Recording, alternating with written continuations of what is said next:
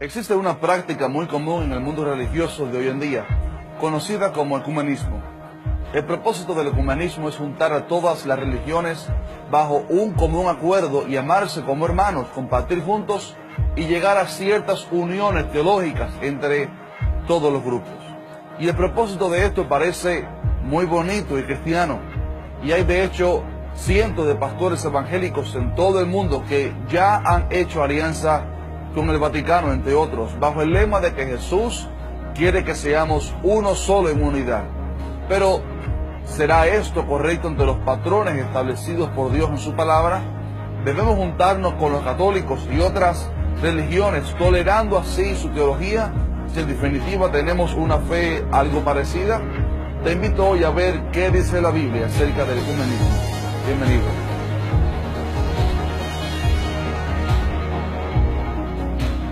En el Evangelio de Juan quedó registrada una hermosa oración que hizo Jesús a su Padre con el deseo de que los cristianos fuéramos uno en unidad.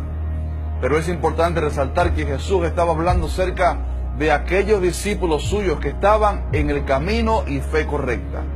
Dentro del mundo evangélico hay muchos grupos cristianos que tenemos pequeñas diferencias. Por ejemplo, uno cree que no debemos levantar manos para cantar a Dios y otros se mueven más efusivamente al cantar. Otros creen que debemos hablar en lenguas celestiales y usar los dones, pero otros no disfrutan de ellos, pues piensan que tal vez fueron para una época en específico solamente. Unos creen que debemos vivir en pobreza para agradar a Dios y otros creen que la pobreza es una maldición. Pero, ¿sabes qué? Al final son pequeñas diferencias que por lo general no interfieren con la salvación ni con la fe que tenemos en común.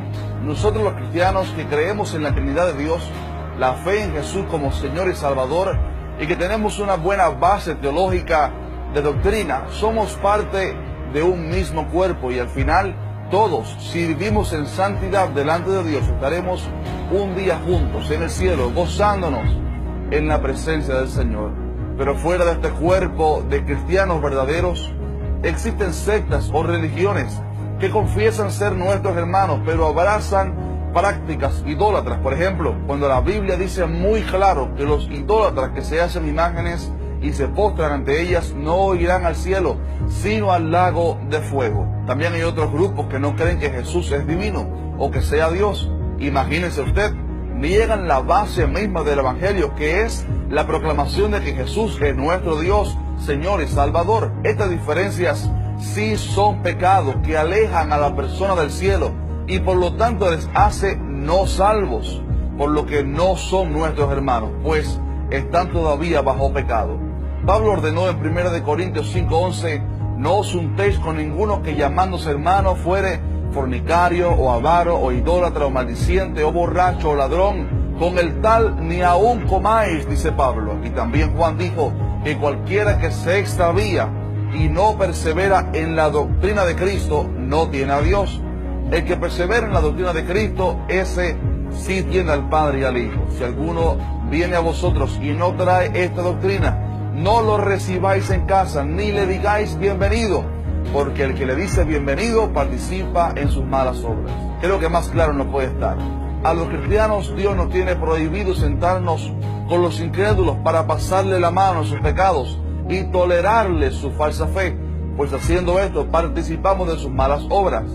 Jesús entraba en casa de los pecadores, sí, entraba en casa de los pecadores más grandes y también de aquellos fariseos que tenían una teología totalmente errónea, pero él nunca se sentó para reírse y compartir de su pecado, sino que cuando iba a una casa era con el fin de predicarles el evangelio de arrepentimiento, diciéndole que necesitaban arrepentirse de sus pecados. Si a mí como ministro y pastor cristiano me invitan al Vaticano, yo voy, claro que sí, pero no a besarle la mano al Papa ni a llegar a un acuerdo teológico, sino a predicarles el evangelio del arrepentimiento, diciéndoles que si siguen por el camino de la idolatría, engañando a la sociedad, se van al infierno y no al cielo. Segundo de Corintios dice, no os unáis en yugo desigual con los incrédulos, porque ¿qué compañerismo tiene la justicia con la injusticia?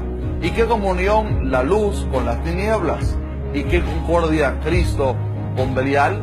¿O qué parte el creyente con el incrédulo y qué acuerdo hay entre el templo de Dios y los ídolos?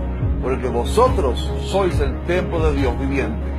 Este versículo lo aplicamos principalmente al tema del matrimonio, obviamente, pero también tiene mucho que ver en la relación del cristiano con los incrédulos y aquellos que se han apartado definitivamente de la fe. El ecumenismo fue iniciado principalmente por la Iglesia Católica, diciendo que desean recoger a los cristianos dispersos en el mundo, pero yo no he visto a ninguno de los pastores que han ido ahí predicar un mensaje correcto de arrepentimiento, sino solamente sonreír y besar la mano a un hombre tan común como cualquiera de nosotros. Y lo que casi nadie sabe es que uno de los propósitos ocultos de este movimiento ecuménico es crear la unidad de religiones para al final entregar el gobierno del mundo al anticristo. Por esto estamos viendo que el mundo está buscando la unidad para la paz y la seguridad, no solo en la política, sino ahora también en la religión. Hay un dicho que dice que todos los caminos conducen a Roma. Seguramente lo has escuchado muchas veces, pero ¿sabes algo? Para llegar al cielo no es así.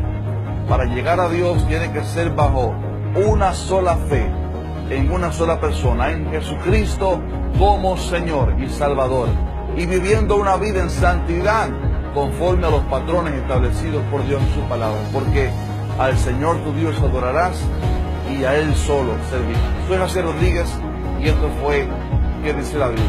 Dios te bendiga.